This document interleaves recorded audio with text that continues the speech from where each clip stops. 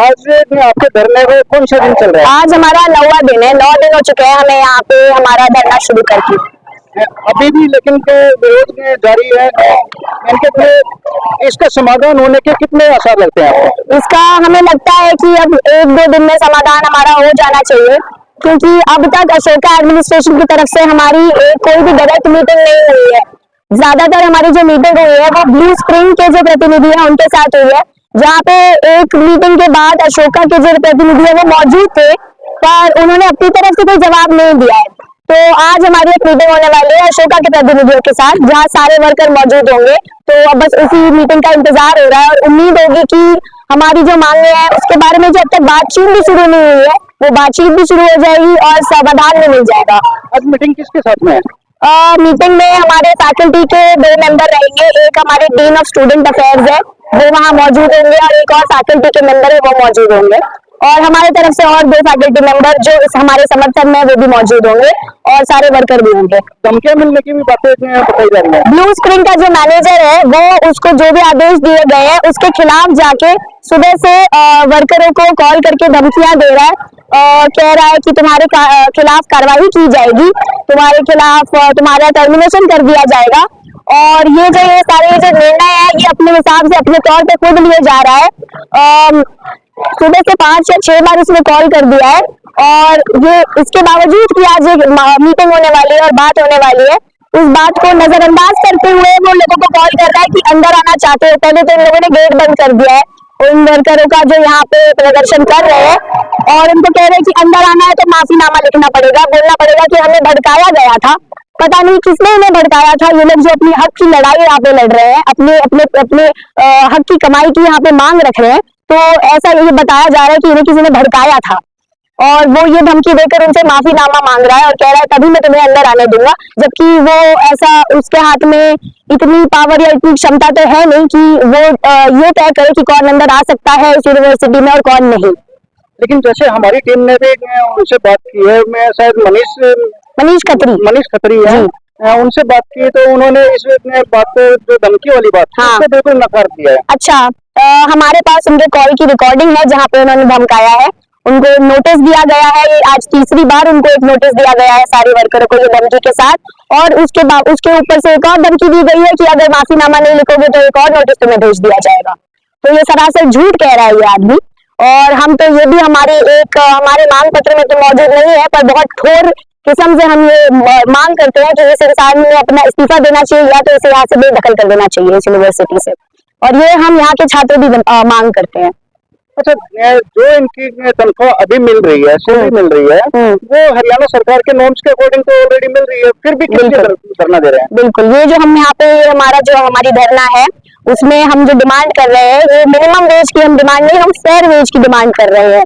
जितनी इन लोगों की यहाँ पे जिस किस्म की मजदूरी कराई जाती है उसके हिसाब से उन्हें उतनी तनख्वाह नहीं मिलती, जितना वो काम करते हैं उसके हिसाब से उनकी तनख्वाह नहीं मिलती, ना ही बढ़ोतरी होती है उस रेट से, जिस रेट से महंगाई बढ़ रही है, जो इन्फ्लेशन का रेट है उस रेट पे उनकी तनख्वाह बढ़ाई नहीं जाती है।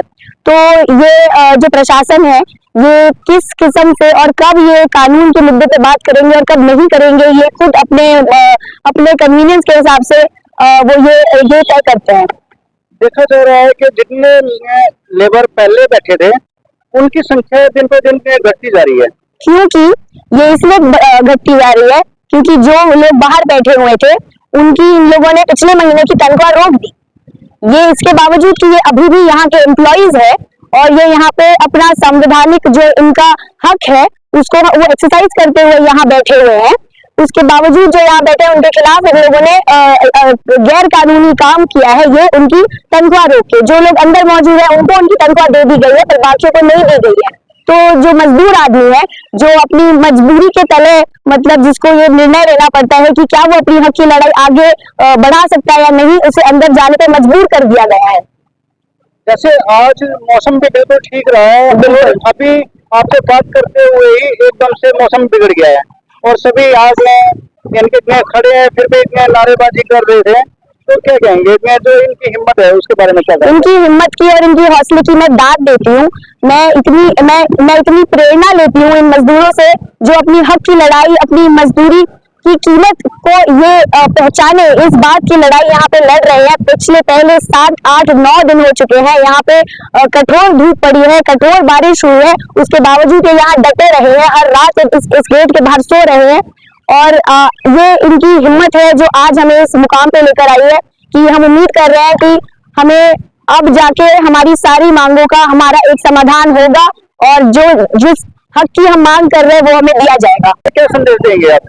हम यही संदेश देंगे कि ये मजदूरों ने यहाँ पे प्रदर्शन करके अपनी मजदूरी की जो कीमत है, जिसे ये लोग बार बार लगातार गिराए जाते हैं, ये बोला जाता है कि तुम्हारे पास डिग्री नहीं है, तुम्हारे पास, तुमने कॉलेज में पढ़ाई नहीं की है, क्योंकि उनसे ये हक छीना गया है।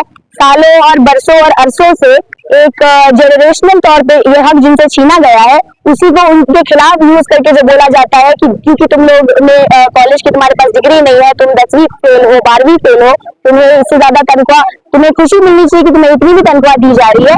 उन्होंने इस प्रशासन को मजबूर कर दिया है ये एक्सेप्ट करने में कि इनकी जो मजदूरी है, अगर वो ये तय कर लेंगे कि वो यहाँ बैठ जाएंगे और जो काम ये करते हैं, खून पसीना बहाते हैं, वो नहीं बहाएंगे तो यूनिवर्सिटी रुक सकती है। और उनकी कीमत, उस चीज को एक्नॉलेज करने में इन लोगों ने उन्हें मजबूर कर दिया है। तो ये हमारा सबसे बड़ा जो हम संदेश इस प्रदर्शन से और इनकी लड़ाई से जो गया है वो ये है कि जो मजदूर आदमी है वो नहीं डरेगा, वो नहीं डटेगा, क्योंकि जो यहाँ कर रहा है वो सच्चाई की राह पे चल रहा है, और उन्हें जो डराया धमकाया जा रहा है वो उससे नहीं डर रहे हैं, क्योंकि वो जानते हैं कि वो जो लड़ाई कर रहे हैं वो उनके हक की और वो सच्चाई की लड़ाई है। अच्छा, मेरा एक सबसे महत्वपूर्ण सवाल है, जो ये प्रदर्शन कर रहे हैं, ये हड़ताल है या आंदोलन है? ये आंदोलन है। ये जो बैठे हैं, जो धरना है, ये एक आंदोलन है, और इसलिए अब 9 दिन हो चुके हैं यहाँ पे। इसलिए मैं ये कहना चाहूंगी कि ये आंदोलन है जिसके समर्थन में यहाँ पे प्रोफेसर भी बैठे हैं, हम स्टूडेंट भी बैठे हैं, और हम लोग यहाँ रात में सोते हैं, और हम यहाँ से इसलिए नहीं हट रहे हैं जब तक हमारा समाधान नहीं हो जाता।